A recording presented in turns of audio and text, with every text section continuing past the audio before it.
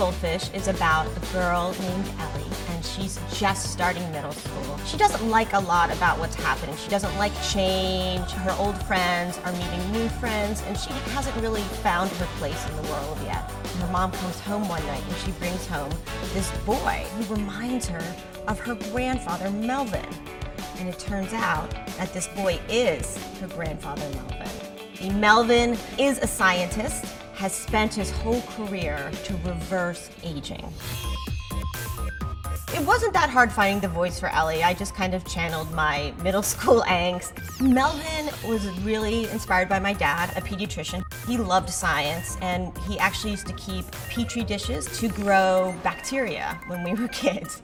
If a kid in the neighborhood hurt themselves, my dad would suture them up right there in our kitchen.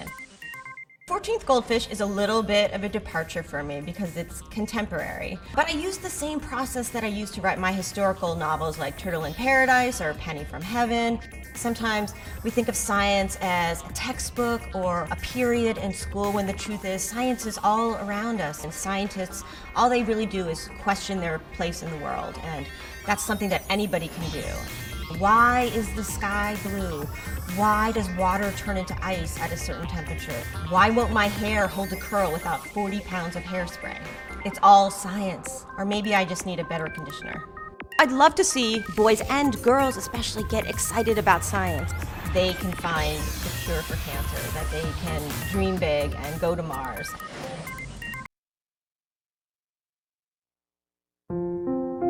Towers Falling by Jewel Parker Rhodes. Deja Barnes is living in a homeless shelter with her family in New York City. She has to attend a new school, and she is not happy about it.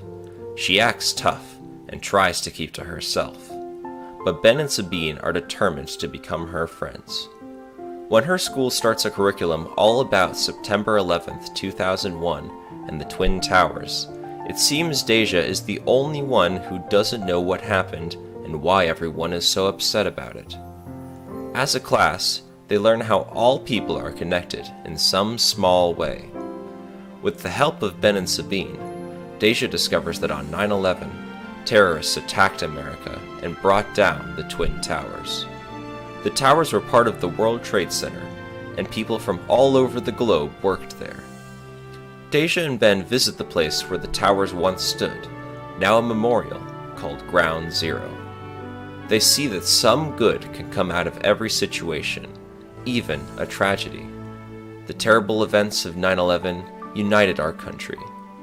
The three children grow to understand what it means to be a friend, to be a community, and to be an American. At the end of the project, Deja realizes how 9/11 affected people of all ages, religions, and nationalities, even including the members of her own family. To find out more, read Towers Falling by Jewel Parker Rhodes.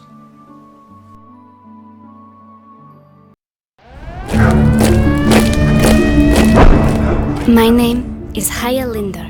When the Nazis occupied Poland, they sent most Jews, like me, to death camps or ghettos. The ghettos are horrible places. Entire sections of the city walled up and made into a prison. Inside is nothing but overcrowding, starvation, and death. The only hope is escape. But not for me. My job is to break in. I smuggle in false papers, clothes, weapons, food. But this is only the beginning.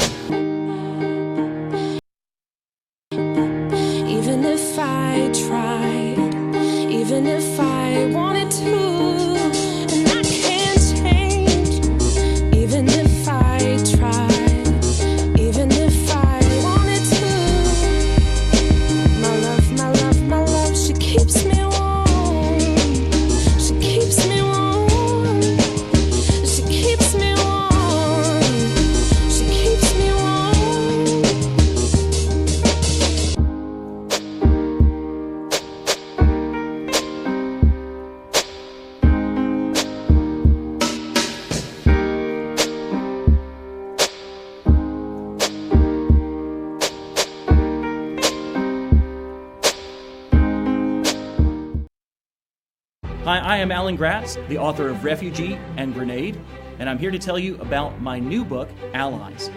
Allies is the story of D-Day, but the 24 hours of the actual D-Day. Before D-Day began, D-Day was really the beginning of the end of World War II. And the only way it was going to work is if everybody came together to make it work. Allies is the story of 7 main characters. Among those 7 characters that I focus on, there is one who is our main character all the way through. His name is D. Carpenter. D is American.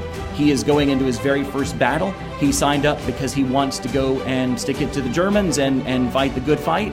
But now that he's on a boat going into shore, he's freaking out because you would. The doors fell down at Omaha Beach, the other American beach, and the bullets filled the boats, and mortars were hitting, and ships were exploding. One of the first characters that we meet beyond D. Carpenter is Samira Sadan. Samira's mother is captured, and she is taken away, and Samira has to decide, do I continue with our mission to get to the French resistance and tell them that D-Day is about to happen? Or do I save my mom?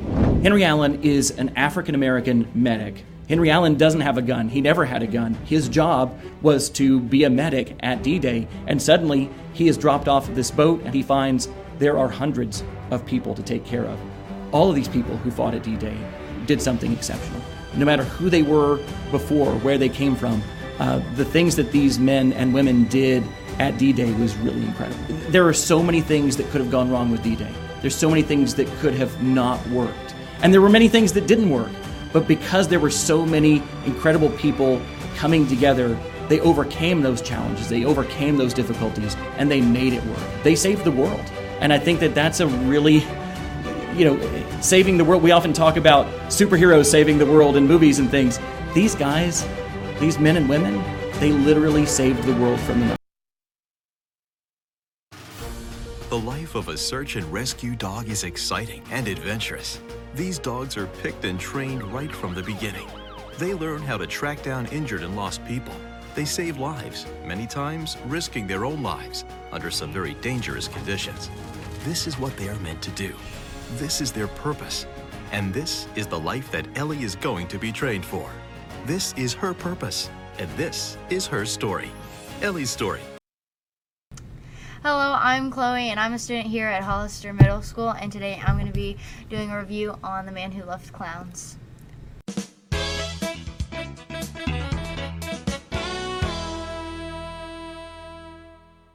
This book is for somebody who really likes connecting with their book, or a self-to-self book.